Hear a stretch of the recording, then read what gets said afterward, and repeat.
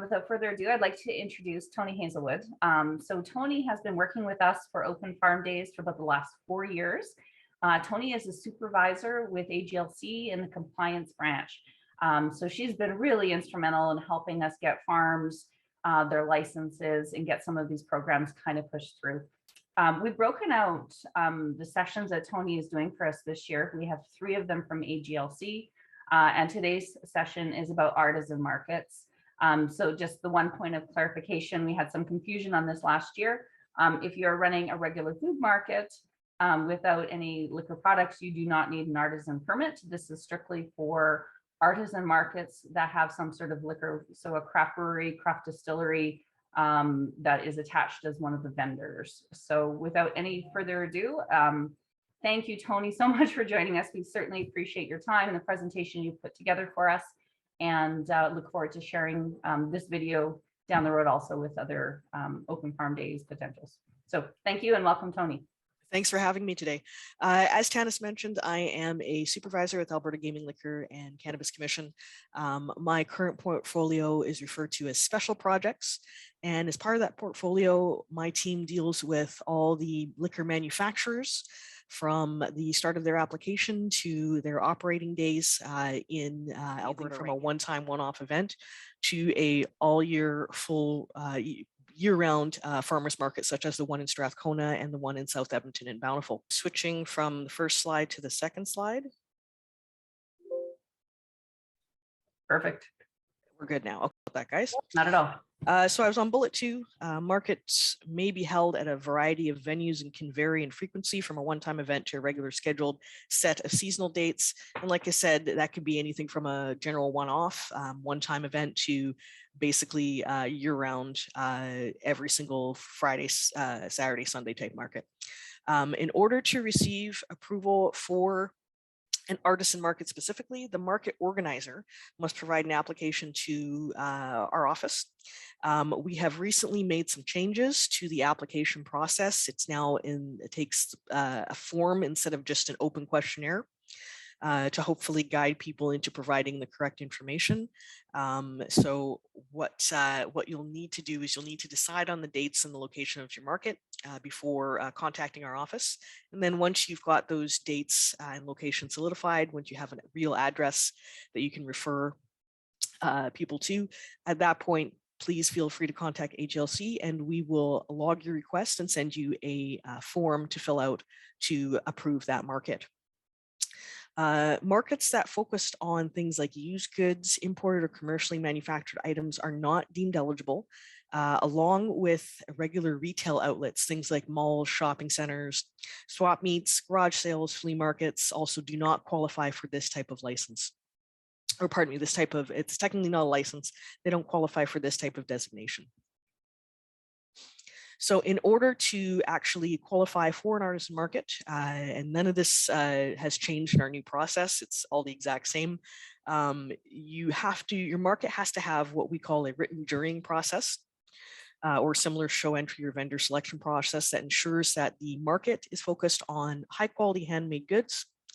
At a minimum, you need 80% vendors or manufacturers who sell self-produced goods and are not commercially produced goods. Once upon a time, when we first came up with these designations, it was 100%, and we've since reduced it to 80%. And the market cannot feature used goods. Now, in terms of the definition of what a used good is, as opposed to something that's been upcycled, we do draw a designation. So if you have booths that feature upcycled items, you may still be eligible, and we may not view those as used goods, but we would need detailed information to make that determination. And just a heads up, if anyone is entering any questions on the chat here, I don't have visibility on that, so I'm going to be relying on Tannis to provide those questions. Yeah, absolutely, and we will we'll do all the questions at the end, so you just go through. Thank you. Thank you, so the other eligibility requirements is each manufacturer, and I'm talking about if you want to have liquor manufacturers attend the market, each one of those manufacturers have to have their own booth. And that booth has to be staffed by the manufacturer's direct employees. or the owner of the manufacturer itself. What that means is there can't be any booths that are featuring more than one licensee.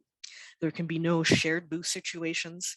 And whenever somebody is conducting a sale or running an order out for curbside pickup, if that's something that your market features, it has to be the staff of the manufacturer that are doing that. It has to be their designates. We need to see that the market is comprised of a variety of artisan vendor types. And a note on this, we have had some requests where we've had requests for artisan markets where literally the only vendors were liquor vendors. And we looked at that and said, well, no, that's actually a beer fest or a wine fest. That's something entirely different. That would not land an artisan market designation. Furthermore, liquor products or items assembled from commercial kits or materials are not allowed. What that means is that our ferment on premises type manufacturers, although they are designated as manufacturers for our purposes through AGLC, they're not permitted to attend artisan markets and sell liquor.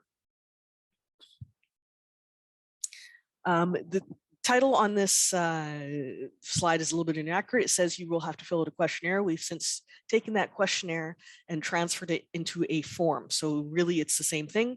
The questions are exactly the same. You'll have to fill out the form. It's basically a 2-page form. It's quite simple.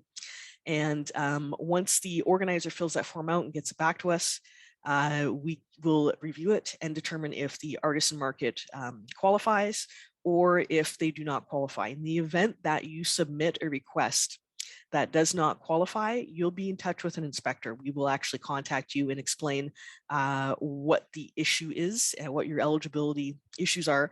And we will give you an opportunity to fix them up and take another run at things. And if everything goes okay, we will approve you from that point on. But just bear in mind that if you're unable to fill out the form correctly or provide us with the correct information, that's not the end of the story. We will follow up with you and make sure that everything goes okay. In the event that eligibility can't be confirmed, like I said, you're going to be in touch with an inspector and they will tell you exactly what you need to do to achieve eligibility. Once the artisan market application form has been reviewed and we've approved you for your market and your dates, any Class E small manufacturer that has a Class D manufacturer's off-sale license may attend. Now, this is the change we made fairly recently, and we actually put this change through over the summer. Previously, what would have to happen is the artisan market would have to apply with AGLC, and then once that situation was all finished and you received your approval for your market, each individual manufacturer would have to put in a separate application or a separate request to attend the market. And what we were finding is that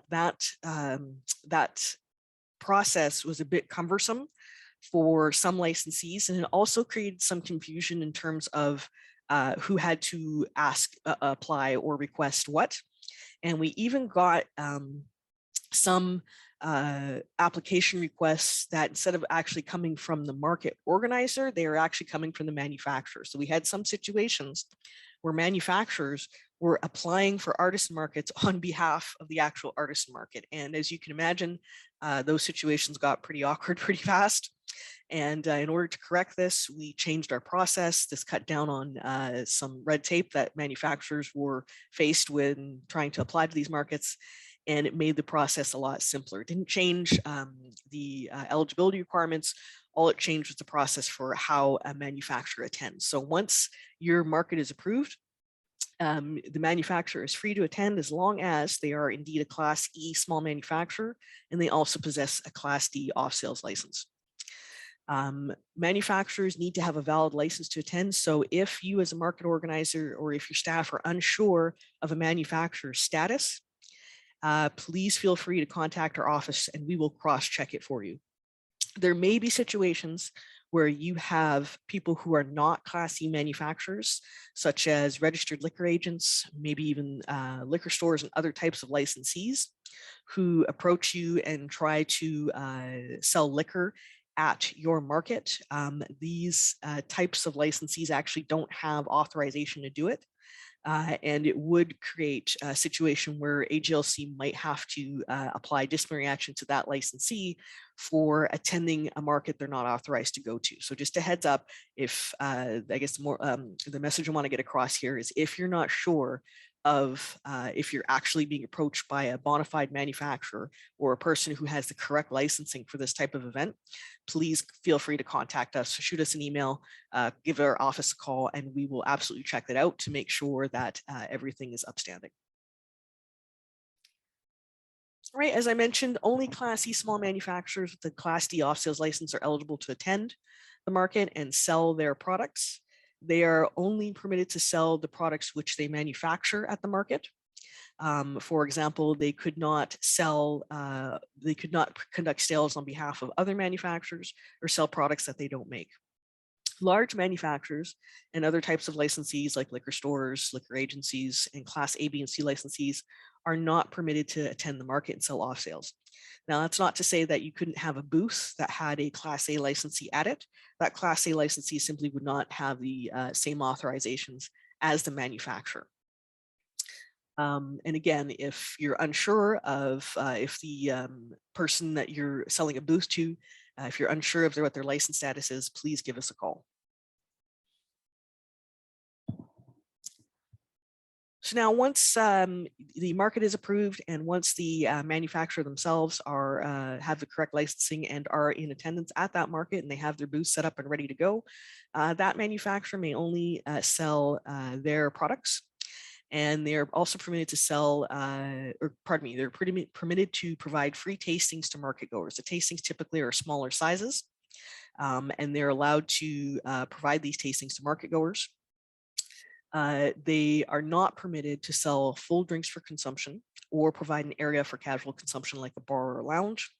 For example, a manufacturer's booth cannot set up seating or have tables and chairs and stuff like that to make them look like a bar, and they would not be able to sell full drinks. Manufacturers' responsibilities at the market also include ensuring that minors do not get access to liquor, whether that be the free liquor tastings or actual liquor sales, and they are required to request identification from anyone who appears to be under the age of 25. As I noted earlier, the manufacturer's booth must be staffed at all times by their representatives, and their representatives must be adults. Selling liquor to an intoxicated patron is prohibited, and a manufacturer could potentially face disciplinary action if they sell or provide liquor, so even if it's a free sample, to somebody who's intoxicated. If your market provides curbside pickup or contactless delivery in some fashion, and they want to include liquor in that curbside pickup, it must be the liquor manufacturer that provides the service. So you cannot have market staff or staff that have nothing to do with the actual liquor manufacturer running orders out to customer cars or providing liquor in any other fashion, whether it's direct or indirect. The market staff are responsible because they're, the manufacturer staff are responsible because they're also responsible for making sure that they're not selling to an intoxicated patron and they're not providing liquor to minors. I haven't heard a lot of this going on recently, but we certainly, when we first started authorizing artisan markets and farmers markets, we found that some customers would buy a 6-pack from a manufacturer and then head over to the picnic tables or to a seating area or to some other location in the market. And they would go ahead and crack open the 6-pack and sit down and drink it as if they were at a bar. This is actually not permitted. Any of the sales that are occurring through the manufacturer's booth, those sales are meant to be off sales, which means they're meant to be removed off premises for consumption. They're supposed to take their purchase home. Just something for market organizers to be aware of. When you do start to invite liquor manufacturers and give them booth space, this is something that might happen. So I just wanted to make everyone aware of it. That's the conclusion of the information I need to give you today. Are there any questions?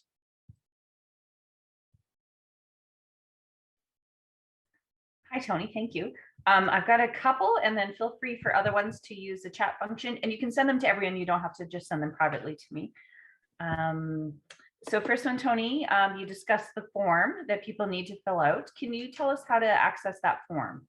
Yeah, basically, you contact our general mailbox, which I believe, Tannis, you have that address on the one-page information sheet I to be do, yes. distributed after. Okay, so inspections mailbox at aglc.ca. I believe off the top of my head that's the address. But what you do if you're a market organizer and you want to apply, send an email to that address. Your request will be logged, and we will send you the form to complete. It's a very quick turnaround. For example, if you send me something this afternoon, you'll probably get a form, or if you send a request to that email this afternoon, you'll probably get a form by tomorrow morning.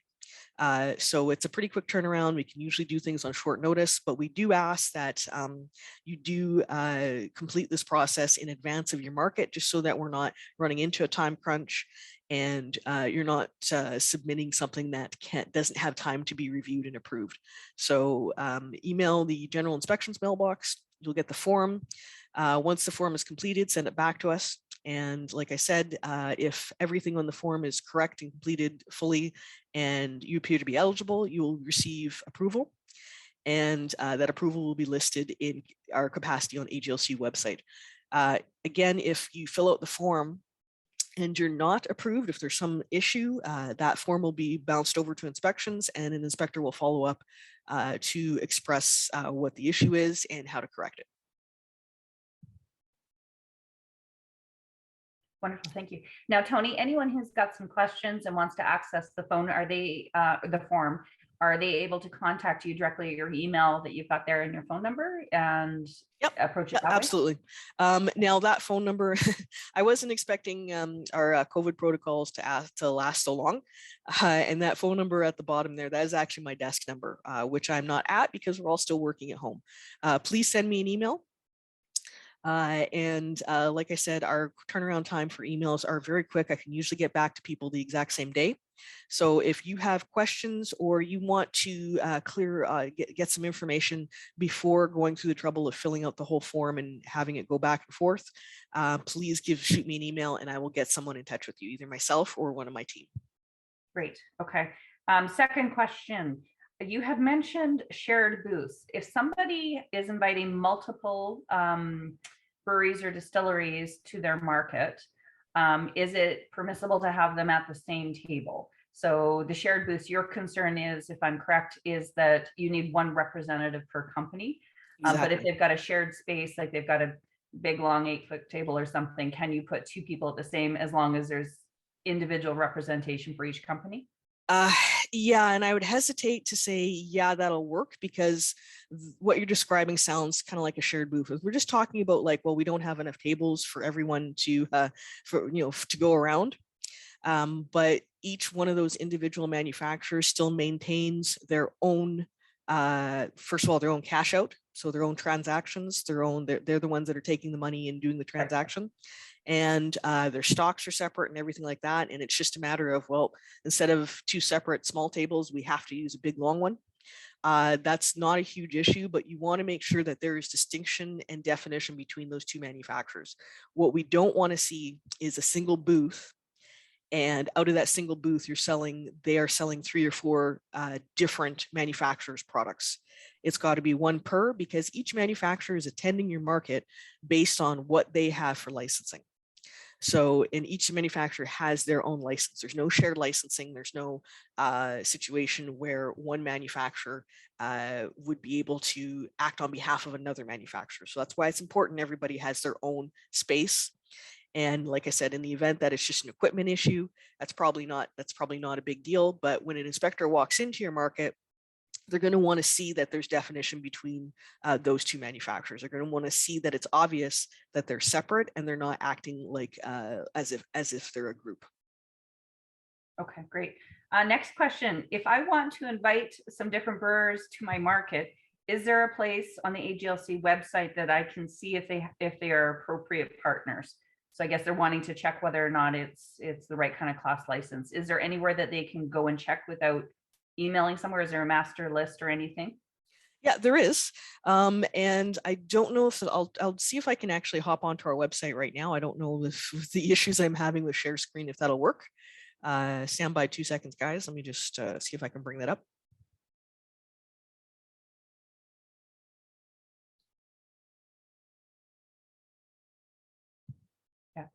And the other option too, if it's a list that you can download, I'm happy to make it available to everybody on the call and everybody that registered. Okay. And then that would give them a master list of who would be eligible. I understand the concern thinking that you've got an appropriate partner and then you don't. Yeah, exactly. Can everybody see me navigating through the website right now? No, we just see your questions page. Okay, it's still not, let me try doing a different screen share here, guys. Sorry, bear with me 2 seconds. Okay. So now you should be seeing the AGLC Yes. liquor landing page. Excellent. So if you scroll down to this nice lady here who's providing what looks like a Negroni to this customer, the option here is liquor provider search. Click on that. Now, the easiest way for, in this particular context, is to go by class. Click on license class. Go to your brew pubs and manufacturers, Class E. And whatever format, I usually recommend PDF if you're just casually looking. If you actually need an Excel format, that's available too. But for our purposes, we're going to look at this in PDF. It's going to take a moment to load this form. But when I do, it should come up as basically it will list everybody in Alberta that has a current and active Class E license. So as you can see here, I'll just get rid of the, I can't get rid of my side screen, but if everybody can see the list, Yep. Starting off with Airdrie and rolling through alphabetical. So at the end of this column, in this area, you'll see, for example, I'm going to pick on Barhead today because they have two fairly well-established distilleries. You can see it lists MA, MSS, that means manufacturers sales, and MO. The one that you need to attend a farmer's market or artisan market is MO. Most manufacturers will have an active and valid MO. There are very few that will not.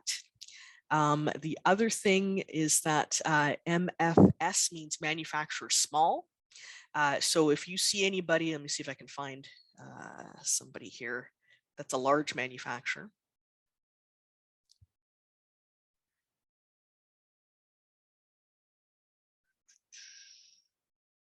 See if they actually come up on this list. There's quite a few. As you can see, there's a lot to choose from in our province right now. Let's see here. Well, I'm going to skip over to Edmonton. Pardon me, guys. So while you're looking, I'll just, oh, go ahead. Oh, sorry. So as you can see here at the bottom of the page, we have Labatt Alberta Brewery listed. MFL, that means they are a large manufacturer. And you also notice they're missing their other designations that most of these other manufacturers have. They have no MO. That means that you couldn't have the guys from Labatt show up to your market and act like they're a small manufacturer. They're actually a large manufacturer. They don't have the same designations as a small manufacturer. Perfect. And what's great about this list, it's accessible to everybody and you can find out who's near you and who also has the right accreditation. So it makes it pretty straightforward, I think. And in addition to that, there's also the contact information as well. So yep. I think that's great. We've got a couple more questions here. If a business has a Class B liquor license, can they combine that with an artisan market license and sell liquor as well as have a designated place to consume? We do have a portion of policy that we updated specifically for Class B licenses, where if you meet a certain set of conditions, then as a market, as a full-time year-round market, I believe is one of the conditions, but as a market, you can apply for a Class B and have a designated area where you can basically have customers come in for casual consumption. So that situation where I said that manufacturers aren't permitted to actually set up an area with tables and chairs and act like they're a bar. Well, the overall market can do that. That area, though, is separate from each manufacturer booth. So again, what that means is that you wouldn't be able to have your customers buy at each manufacturer booth and then bring their off-sales purchase to your Class B area for consumption. You'd have to have a separate sales area for that. So they would have to be separate operations, but it is possible. It is possible for a market that meets certain conditions to be classified or to get the designation as a Class B standing liquor license. All right, Alita, if that answers your question, let me know. If you've got a follow-up, please feel free to write it down. I have a question. It asks, Tony, this this one probably won't be for you, but whether or not the Open Farm Days insurance covers this. But I think if you can touch on it, I believe that the liquor distributors are basically responsible for the products. And because there's no on-site consumption, that's not an issue. So that wouldn't be a concern. So their liquor license would extend, correct? Sorry, for insurance purposes, their insurance policy would cover their offsite. Right. Now, I can't speak specifically of each individual manufacturer's insurance or what type of insurance they have. But in terms of the liability and responsibility for the liquor that manufacturer is selling at the market, that falls under their license. So earlier we talked a little bit about minors and intoxicated patrons, and it's kind of the same idea. If a manufacturer serves somebody who's under the age of 18, they serve a minor, they're responsible for that. They're responsible for that sale. Now, in the situation we were just talking about where the market has its own Class B, if the market has its own Class B and the minor gets liquor from their Class B consumption area, then in that case, it would be the Class B licensee that's responsible. But otherwise, if there's no other license in effect, the off sales that are occurring at your market are the responsibility of each individual manufacturer who's making those off sales. Okay. And what is the cost of the artisan permit? Zero. It is free. At this time, we do not charge for this designation. Okay. And your criteria for application, who can apply for the artisan market? The criteria, we went through that a little bit earlier, but you have to have your, I mentioned the written jurying process. The market has to be made out of handmade goods. First-hand goods. Sorry. Yeah, I think the question was from a farm perspective. So you've got a farmer that is wanting to set up a market on their farm for Open Farm Days as an artisan market, and they've met the criteria. So can they apply themselves, or do they have to work with a not-for-profit or other partner? For the artisan market designation, yes, they can apply themselves. Wonderful. All right. I think that actually, I want to go back to that question. I think the question probably comes from special event licensing, which is quite different. Special event licensing is actually a completely different style of licensing.